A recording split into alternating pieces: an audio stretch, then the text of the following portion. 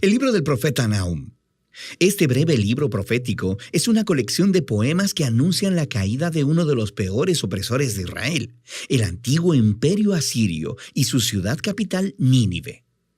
Los asirios se levantaron como uno de los primeros grandes imperios en el mundo, y su expansión hacia Israel resultó en la destrucción total y el exilio del reino del norte con todas sus tribus.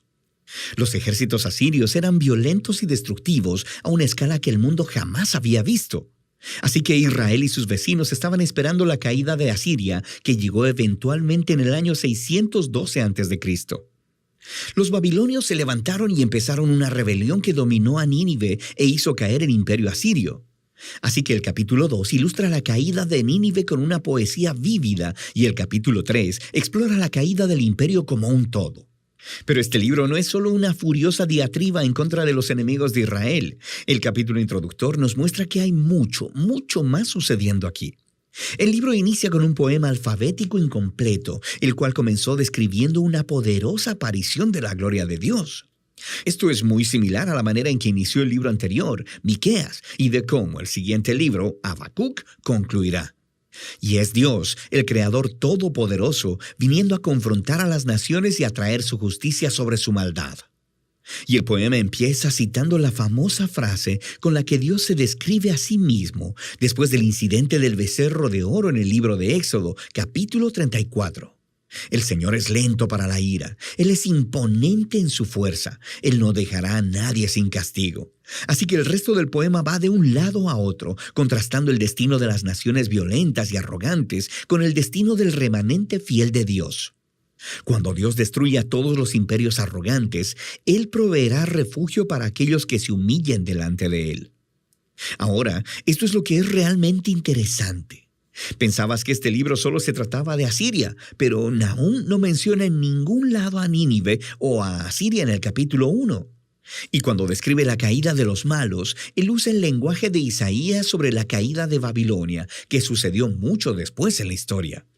Y no solo eso, Nahum también describe la caída de los malos como buenas nuevas para el remanente del pueblo de Dios. Es una alusión directa a las buenas nuevas de Isaías sobre la caída de Babilonia. Así que todos estos pequeños detalles del capítulo 1 se unen para comunicar un punto clave.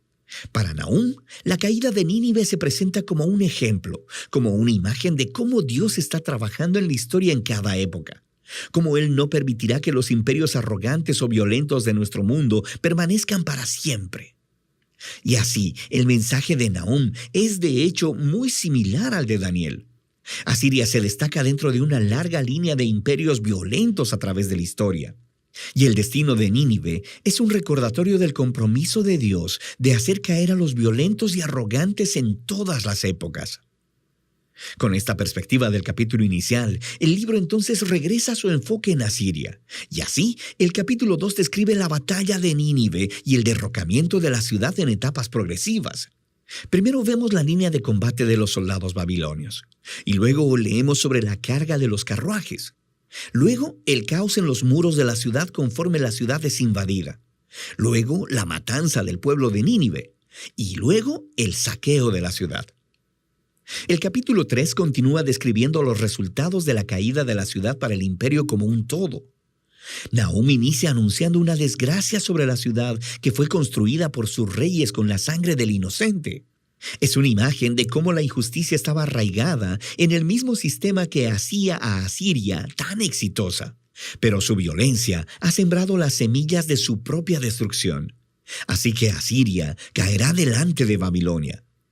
El libro concluye con una burla contra el derrocado rey de Asiria. Él es golpeado con una herida fatal, y de las naciones que él oprimió alguna vez, nadie viene a ayudarlo. Más bien, ellos cantan y celebran su destrucción, y así termina el libro. Este es un libro sombrío, pero es importante ver cómo el mensaje de Nahum trata de los trágicos y perpetuos ciclos de violencia y opresión humana en todas las épocas. La historia humana está llena de tribus y naciones que se elevan a sí mismas y utilizan la violencia para tomar lo que quieren, produciendo la muerte del inocente. Y el libro de Nahum utiliza a Asiria y Babilonia como ejemplos para decirnos que Dios se aflige y que a Él sí le importa la muerte del inocente, y que su bondad y justicia lo llevan a orquestar la caída de las naciones opresivas. Y el juicio de Dios sobre el mal es una buena noticia, a menos, claro, que seas Asiria. Lo que nos lleva de vuelta a la conclusión del poema inicial en el capítulo 1, el cual nos dice que el Señor es bueno y que es refugio para el día de la angustia. Él protege a los que se refugian en Él.